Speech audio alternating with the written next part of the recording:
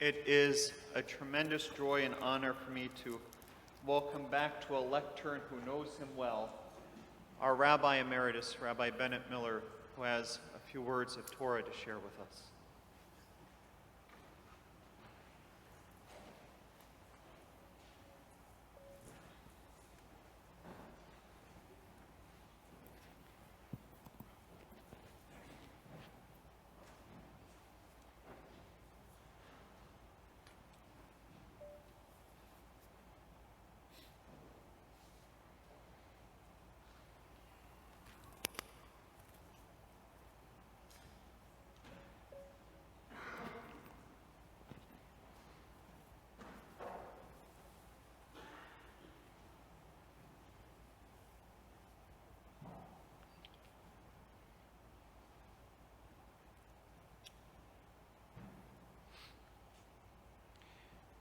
What Rabbi Baisley didn't tell you was when he extended the offer to me to join you this morning and speak,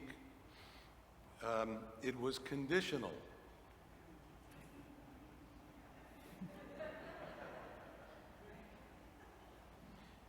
He said, please don't speak for any longer than 30 minutes. Now, he did have a good reason. He indicated that the sanctuary has to be sanitized for the next, program. So I feel honored to be preceding the sanitizers.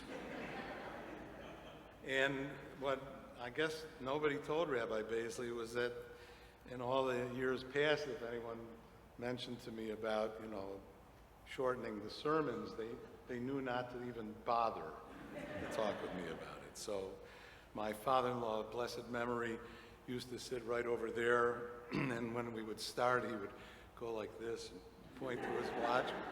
And then when the service was over, he would tell me exactly how long I spoke for. And I'm quite certain he added time on to the reality. It's good to be home. It's good to see all of you here in the sanctuary and everyone else live stream on Zoom. I can tell those of you who are live streaming that while I can't vouch for you, every man in the sanctuary is wearing pants. I thought that was really funny. I'm truly grateful to Rabbi Baisley for inviting me to share some thoughts and words with you this morning. Philip, since the moment that I retired, you have taken the helm of our congregation and led it well through the calm first days of transition and the stormy moments of national politics, and then navigating through these incredibly hard and rough seas of the COVID pandemic.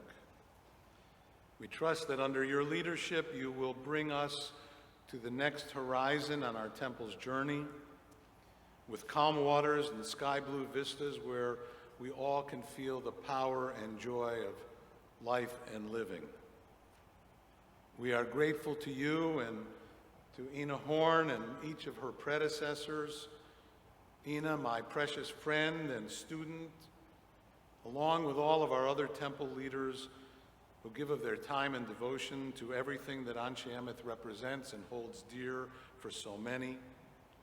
And special thanks to Cantor Stanton for his beautiful voice and leading us in the music of our service today. And of course, a very special and very proud thank you to Dave Schlossberg, my student, my bar mitzvah boy, who, as I told everyone in the first service when he was 11, he came up to me one day at Camp Harlem and said, he was thinking about becoming a rabbi then, do you think I'm behind because I haven't been spending years studying Talmud already? I looked at him and said, David, enjoy camp this summer. Keep playing those keyboards with those beautiful hands that you have and enjoy your life. And it is so wonderful, the joy that you and your soul and those hands bring to us each and every Shabbat and throughout the year. Yes, it is good to be home, to declare Hine ma tov u'ma na'im, shevet achim gam yachad. That simple phrase, the song that we all know from childhood, how good and how pleasant it is for brothers and sisters to be together, to be home as one community, both comforted and strong because of the warm and caring embrace that we share as we hold each other in loving arms and with generous hearts. Home. A simple word, and yet a meaningful word to be sure. In these recent days, during this past year and a half, we have come to understand the importance and the power of home. Physically, each one of us has spent more time in our houses than ever before. For some, that has meant being home in meaningful ways.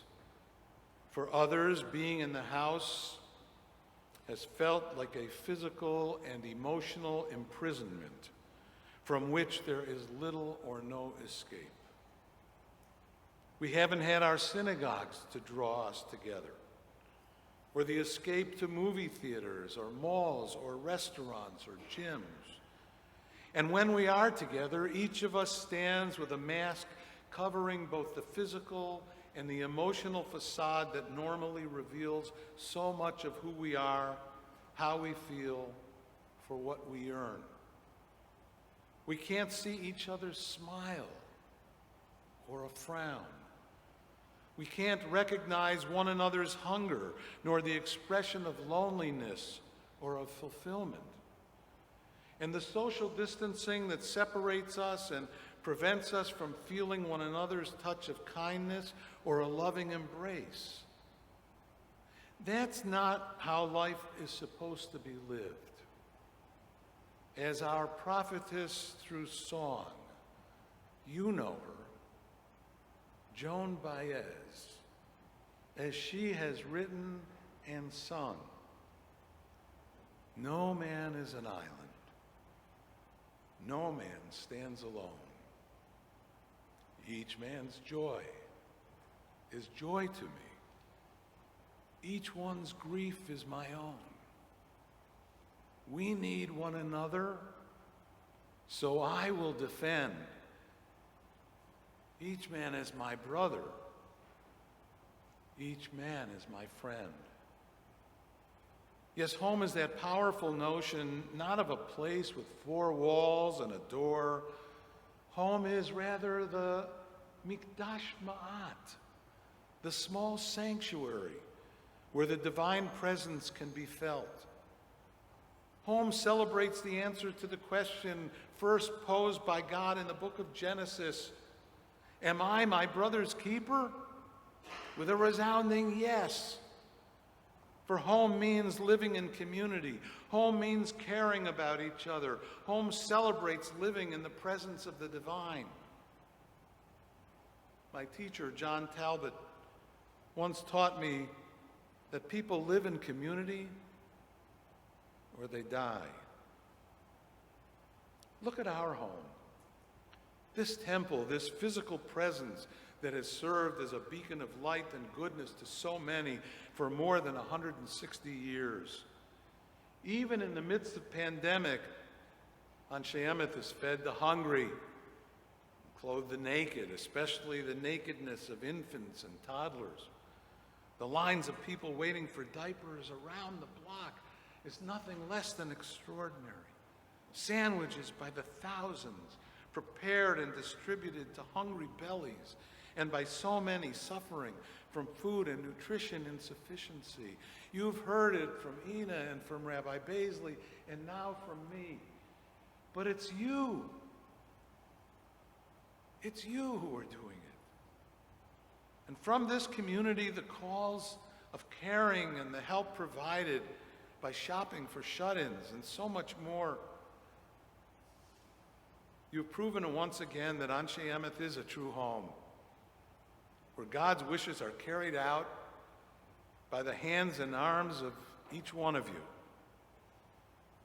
You are,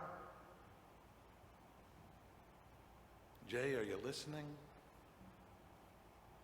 You are angels. Angels of hope and kindness, giving blessing to all in search of tenderness and love. That's why it's emotional, but good to be home. And it's also good to be at home. We Jews living here in America have worked hard over the centuries to be at home. The places where our people have lived have not always been welcoming to us. And certainly some places have folded up their welcome mat to Jews and even sought to exterminate us. Our history is one of a people who have traveled the earth in search of a place to call home. Since the exile from our promised land, we have searched for places where we can feel at home. Some of those lands welcomed us warmly and created communities where we could be at home, where we could mingle among the majority population and even contribute greatly to society. We know of such places for they're a part of our history: Babylonia, Persia, Spain, Germany, England, Poland, Russia, Lithuania, just to name a few. In the 12th century, a famous Jewish traveler by the name of Benjamin of Tudela wrote a book about his travels through lands inhabited by Jews. He wrote of thriving Jewish communities, of places where Jews made major contributions to the life of the countries in which they lived, where they built strong communities of faith, of learning. He was impressed by the number of Jews in each community, the culture that they had established, and the impact that they made upon the cities and the regions they inhabited. But almost all of those communities are now historical footnotes in the story of the Jewish people. Some of these communities are made up of dead Jews or dead communities that now are tourist sites that the government supports, but few, if any, Jews live there. How many of you here know about Harbin from Manchuria? Once a city with 20,000 Jews, synagogues, cultural centers, Jewish day schools, Jewish cemeteries. The Russians were building a railroad in the end of the 19th century to go from Moscow to Bialystok. And in order to do so, they had to go through Manchuria, and they needed to create a place in Manchuria where people would be able to live and work for the railroad. So they turned to the Jews in Russia.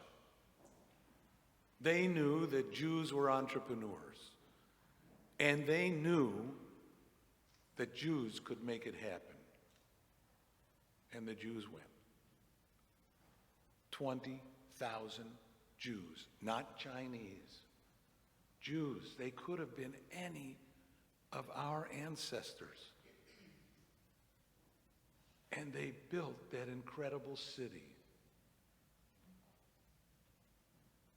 The Jews were eliminated after Russia was taken over by the Soviets, and then Manchuria by the Chinese. Harbin is a place on the tourist sites of special interest. The Chinese actually have imported one Jew to live in Harbin. His job is to take people around and show them the places that were once Jewish sites. That's it. Gone. Now, I don't want to suggest today that our own community or the American Jewish community as we know it in the future will be among the dead communities of Jewish history. Chas v'chalila, I certainly hope that will not be the case. After all, we have made this wonderful America our home. Look at every town and every city where Jews reside and see the impact we have made. And yet in recent years, we have witnessed the diminishing of once thriving Jewish communities, and we have seen the rise in anti-Semitism here in America in frightening ways. I think that we may even have come to think of ourselves as being at home, but not necessarily being home. At home, you see, means that we live in a place where we are comfortable and contribute to society in significant ways. We live as if where we are is home, yet we recognize that our existence may only be temporary. Even if temporary means 100 or 200 or 300 years. Ask my friend Paola about the Jews of Spain, and she'll tell you what happened to them.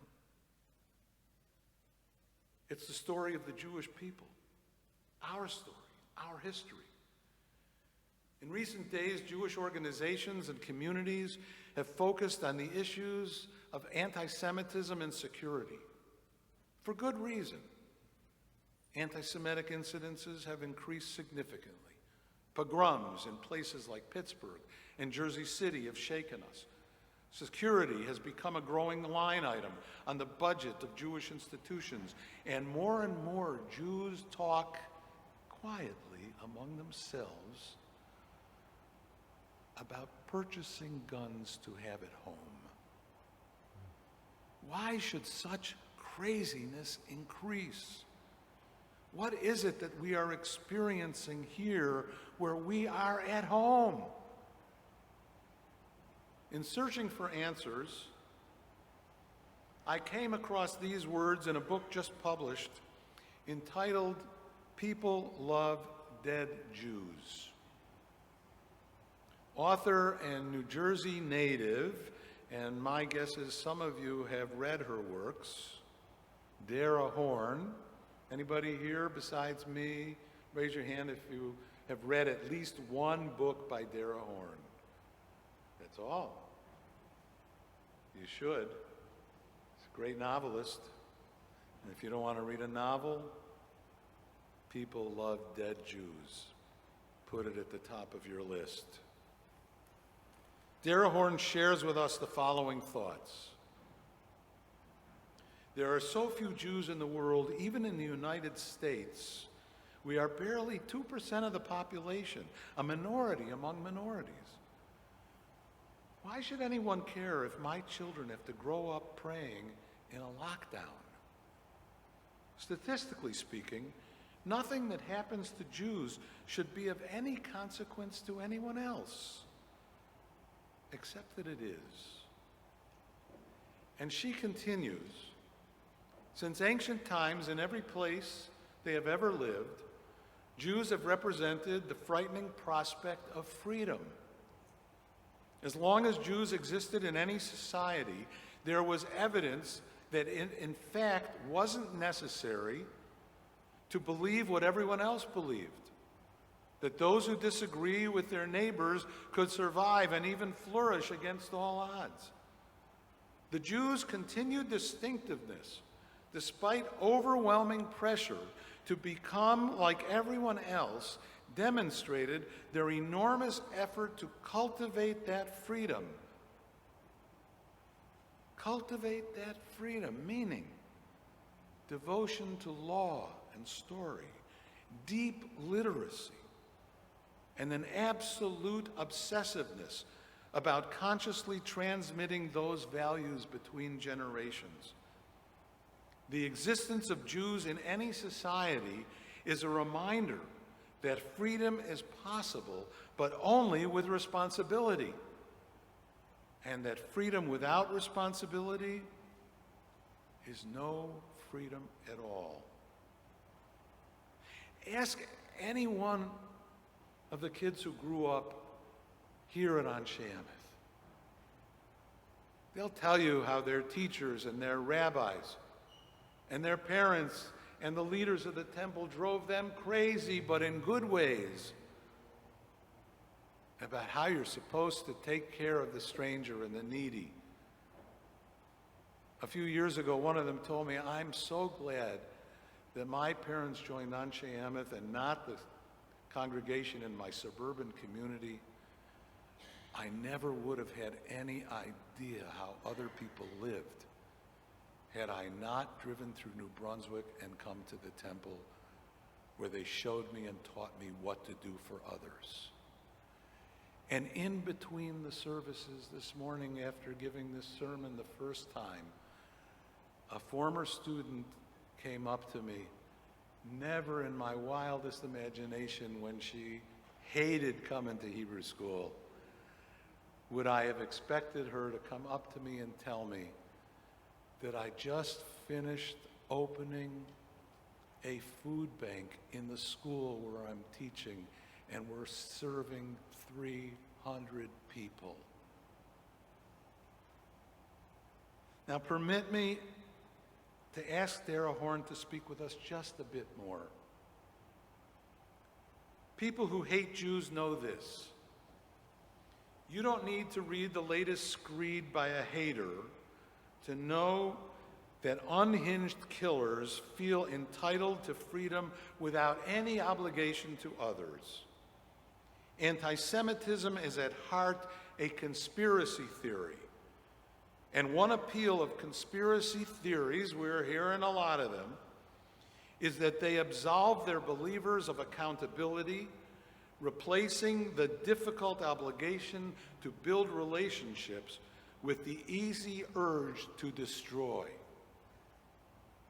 The insane conspiracy theories that motivate people who commit anti-Semitic violence reflect a fear of real freedom, a fondness for tyrants, an aversion to ideas unlike their own, and most of all, a casting of responsibility for complicated problems. None of this is coincidence. Societies that accept Jews have flourished. Societies that reject Jews have withered, fading into history's night. I don't know what to tell my children about this horror, but I do know what to tell you. The freedom that we cherish are meaningless without our commitments to one another, to civil discourse, to actively educating the next generation, to welcoming strangers, to loving our neighbors. The beginning of freedom is the beginning of responsibility. Now, you and I, those of us who sit here in the sanctuary, and those who are watching from home, to all of you I say now more than ever before, if we want to feel that we are home in this place where we are at home, we cannot afford to become complacent about our commitment to the eternal values bequeathed to us by our ancestors, our parents and grandparents too. Those being to love the stranger, to feed the hungry, to heal the sick, to clothe the naked, to seek justice, to become pursuers of peace, to create societies worthy of the divine presence. It's that simple, and it's that complicated too. And doing so is more urgent than ever before because our future and the future of our nation as a great and welcoming land of freedom is at stake. To choose not to carry out this mandate given to our people is to begin to create another dustbin of history, another Harbin. For the sake of our children and our grandchildren, we dare not risk it. I've spoken to you about home and our being at home. Now permit me a few words about another home, the collective Jewish home, our homeland, our beloved Israel, the greatest miracle in modern Jewish history. I cannot imagine what Jewish life would be like for us today without the birth and the existence and the promise and the power of Israel in our lives. There's a lot of talk about Israel these days. Every day Israel is in the media. No other country save the United States gains such international attention. Yet Israel, unlike every other country, is held to a standard expected of no other nation. I have a friend named Jerry Ostrov. Some of you may know him. Jerry's first job was in the marketing department at Procter & Gamble in Cincinnati, Ohio. He told his supervisors, after he was given a new product that was about to be launched, that the product was so good, he said, we could give it the name of the street that I live on, and it would be an enormous success. Well, Jerry Ostrov and his family lived on Pringle Street. Need I say more? I've been privileged to serve on the board of a nonprofit that Jerry established when he retired. It's called Rethink Israel. He created it because, as he told me, you see, Israel is like Tylenol. It's a great product, but it can and it sometimes does have some side effects. He's right. Israel does have side effects. Discrimination, ruling over an occupied people, religious intolerance even among Jews, political corruption too, and even, can I say it? Even prostitution. My friend, Levi Lauer, who came here and was a scholar in residence for us some years ago, has created the rest of his efforts to taking care of young women who otherwise are being forced into prostitution in Israel. And yet all this Theodor Herzl understood when he wrote about the Altneuland. He understood that if a Jewish state would become a reality, it would also become a nation with side effects, with real problems. Yes, you see, Israel is real. We should celebrate its reality and strive to confront the challenges that are before her. I'm not naive about the challenges before our beloved Israel. It is why I have devoted most of my life to facing those challenges, the ones that confront Israel as a nation, and why in retirement I continue to work for an Israel that represents the prophetic model more than the cynical notion that the Jews should not be entitled to a land and a country of their own. About Israel I remain, and I hope you do too, a romantic. I won't let anyone or any propaganda machine, Jewish or otherwise, prevent me from dreaming of the land of milk and honey, where we all can sit under our vine and fig trees and live unafraid. Now, many years ago, two composers whose given names were Yipsel Harburg and Isidor Hochberg, but they are better known as Yip Harburg and Harold Arlen, they wrote a song together. They were both children of European Jews who had fled Europe and were welcomed here in America. And they wrote this song shortly after the infamous pogrom in 1938 known as Kristallnacht. A few months later, that song became famous as part of a film called The Wizard of Oz. I invite you to hear the words of that song, but understand them as perhaps they were really meant to be. A dream of a place where Jews could live and dream, where Jewish dreams could become true. Somewhere over the rainbow, way up high, there's a land that I heard of once in a lullaby. Somewhere over the rainbow, skies are blue, and the dreams that you dare to dream really do come true. Someday I'll wish upon a star and wake up where the clouds are far behind me, where troubles melt like lemon drops away above the chimney tops. That's where you'll find me. Somewhere over the rainbow, bluebirds fly. Birds fly over the rainbow. Why then, oh why can't each one of us? If happy little bluebirds fly beyond the rainbow, why oh why can't I?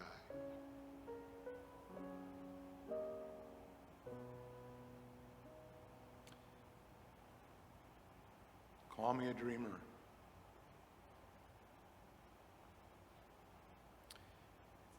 My eldest grandson, Sam,